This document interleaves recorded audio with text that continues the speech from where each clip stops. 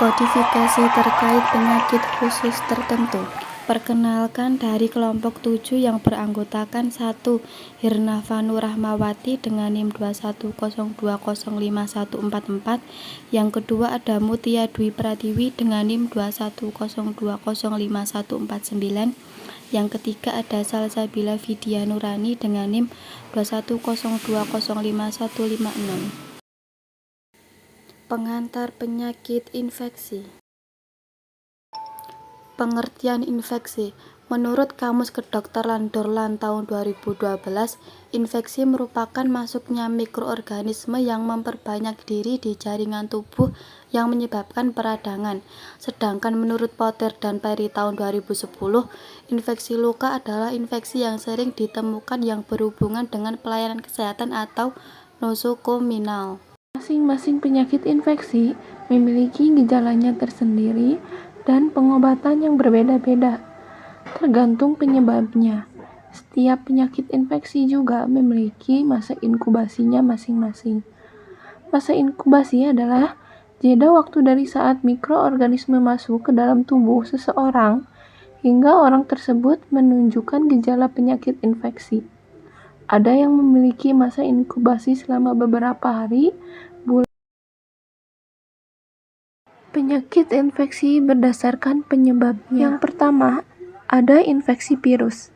Infeksi virus banyak terjadi di Indonesia.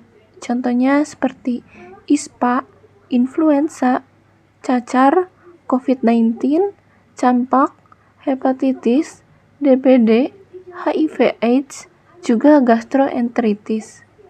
Yang kedua, ada infeksi bakteri, yaitu seperti demam tifoid, tuberkulosis atau TB, pneumonia, meningitis, infeksi saluran kemih, difteri, batuk rejan atau pertusis atau sepsis. Yang ketiga, ada infeksi jamur. Contohnya seperti athlete's foot, infeksi jamur kulit, kuku, dan infeksi jamur pada vagina. Sebagian jenis jamur juga dapat menyebabkan meningitis dan pneumonia. Yang keempat, infeksi parasit. Infeksi ini disebabkan oleh berbagai jenis makhluk hidup seperti cacing dan amuba. Contohnya adalah cacingan, malaria, giardiasis, amebiosis, dan toksoplasmosis. Mekanisme penyebaran penyakit infeksi. Penyakit infeksi dapat menular dari satu orang ke orang lain secara langsung maupun tidak langsung. Ada 3 cara penyebaran penyakit menular secara langsung, yaitu yang pertama, dari penderita penyakit infeksi ke orang lain. Berbagai jenis mikroorganisme penyebab infeksi dapat berpindah satu orang ke orang lainnya melalui kontak fisik dengan orang yang terinfeksi, misalnya melalui sentuhan, percikan air liur saat bersin atau batuk. Yang kedua ada dari ibu ke bayi. Seorang ibu yang menderita penyakit infeksi saat hamil beresiko tinggi untuk menularnya penyakit yang dideritanya ke janin di dalam kandungan. Di samping itu, penularan penyakit infeksi dari ibu ke bayi juga bisa terjadi melalui proses persalinan atau saat menyusui ASI. Yang ketiga ada hewan ke manusia. Bisa terjadi saat seseorang tercakar atau tergigit hewan, mengonsumsi daging hewan yang dimasak kurang matang, serta bersentuhan dengan kotoran atau urin hewan yang telah terinfeksi, atau bisa jadi hewan liar maupun hewan peliharaan yang kurang terawat kesehatannya. Contoh penyakit infeksi yang menular melalui hewan adalah toksoplasmosis, pes, leptospirosis, dan rabies. Selain itu, ada penularan secara tidak langsung. Yang pertama ada benda yang terkontaminasi. Beberapa jenis kuman dapat hidup pada benda tertentu seperti keran air, gagang pintu, dan bahkan handphone.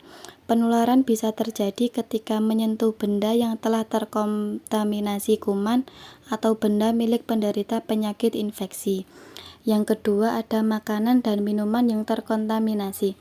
Berbagai jenis kuman, virus, dan parasit banyak ditemukan dalam makanan atau minuman, terutama pada daging dan telur yang tidak dimasak hingga matang atau makanan dan minuman yang tidak dipasteurisasi.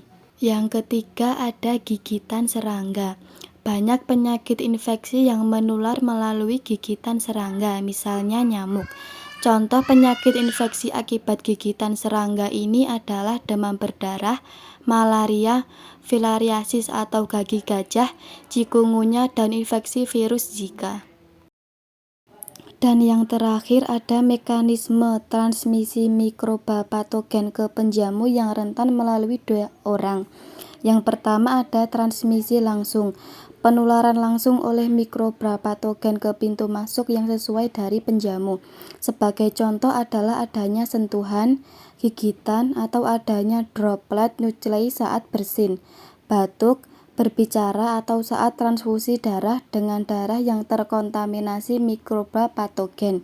Yang kedua ada transmisi tidak langsung, penularan mikroba patogen yang memerlukan media perantara, baik berupa barang atau bahan, air, udara, makanan atau minuman maupun vektor.